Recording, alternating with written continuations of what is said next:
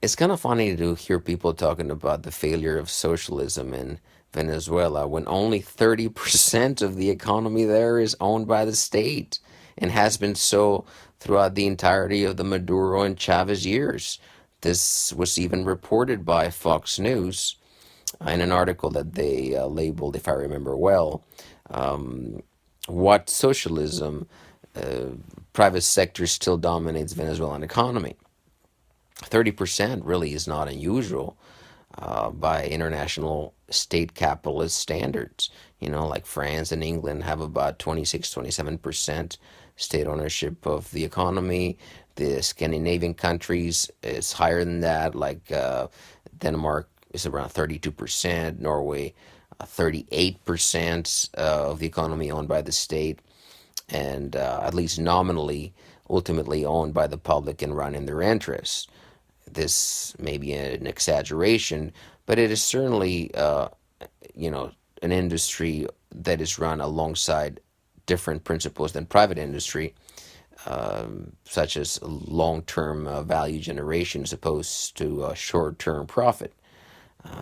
One of the examples given by Chomsky is that in times of recession, a state industry may run at a loss, maintaining the jobs, the employment, and providing, let's say in the case of the steel industry, cheap steel to other industries, which increases demand and then helps you get out of recession. And a private industry cannot do that because you cannot maintain profit levels unless you fire the workforce. And then we can actually think about the example of Bolivia. Now, Bolivia has a leader, Evo Morales, who has pretty much the same ideology as Chavez or Maduro, and yet the economy there is the most, fastest growing in the whole of the Americas. 4 or 5% for the past 10 years. And so, by their standards, that's a huge success story. But we're not hearing about it because that's not the right story. That's not the line that they want to push. That socialism is a failure. And the of course the truth is that Bolivia, just like Venezuela, also features mostly private ownership of industry. Sure, there's been a bit of a push towards social democracy, but it's still fundamentally a capitalist society. So the whole conversation is really irrational. All I'm trying to do here is to inject some rationality. Doesn't even mean that I support these systems, but the discussion is just not fundamentally sound. Um, the the reality is that there are many factors entering into determining whether or not a society, whether it be capitalist or socialist or whatever, will succeed economically or will have a recession or will have a collapse. In the case of Venezuela, there's many factors. Local in particular to the country, the excessive reliance on one commodity, the shocking drop in the price of oil, the crushing sanctions of the United States, the internal sabotage, and of course also corruption and incompetency, some degree of it on the part of the Maduro government. So there's many different factors that cannot be reduced to the crudely simplistic socialism versus capitalism dichotomy. And even in the case of Cuba, I mean, Cuba always labeled as a socialist a failure. Well, what would have happened if the U.S. had not had sanctions on Cuba for 50, 60 years? Well, millions of American tourists would have left billions of dollars on the islands. It's a tropical paradise. Great place to vacation and have a nice pina colada on the sandy beaches of the Caribbean, right? Well, that alone could have made Cuba look like a socialist success story, quote unquote.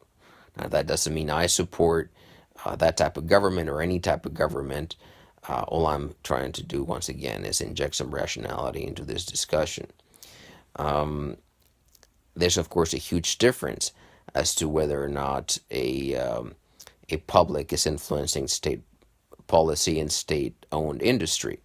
So if you have state industry without public organizations that can pressure the state, well, that's not going to be an um, you know, equally democratic state.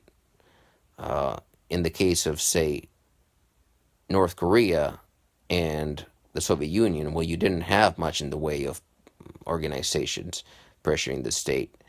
The state owns the industry and labels itself as democratic and socialist. Now, why don't we say that it's a failure of democracy? Well, because propagandists here don't want to use the term democracy. They prefer to use socialism in order to demonize the term, which in turn, what really is trying to do is demonize any attempt internal to American society to implement social democratic reforms. The crude line being that if you try to get national health care, you're going to end up in the gulag. Pretty silly, right? But even here, really, the state is used by private industry to get all kinds of subsidies. We all saw it, for example, very clearly during the bailouts about 10 years ago after the recession.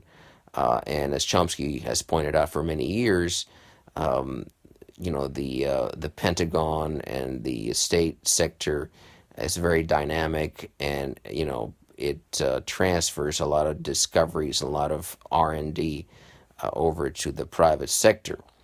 Computers could not have been developed if not for the state sector, for instance, which invested decades of money into a project that was not providing profit. In fact, it was running out of laws. No capitalist invests money into something for decades out of laws. They have to see profit pretty soon. But computers ultimately, after all that investment and development at MIT and all that, was able to become a successful venture, which was then handed over to private enterprise. The internet, all these things. Another thing that I may say is that ultimately, even the most idyllic forms of socialism, which at one point I was very enthusiastic about, like anarcho-syndicalism, which I still think is the best form of organization that can be conceived in industrial society. Even that is not enough to make humanity into a sustainable species. And for that, we need a massive reduction in both consumption and population. And it is doubtful whether we can do that in industrial society, waiting for a magic tech fix to make all our bad habits, okay. And that is maybe a very harsh truth. But on the other hand, it is also true that there's one thing that we know is blatantly unsustainable, and that is a society that emphasizes consumerism so strongly as a capitalist consumer society. And so at least a society or a movement that leads more toward a consciousness of this excess is a step in what appears to be a healthy direction. Is it enough or even nearly enough? Probably not. We need to go back to a more simple life and far reduced footprint in consumerism.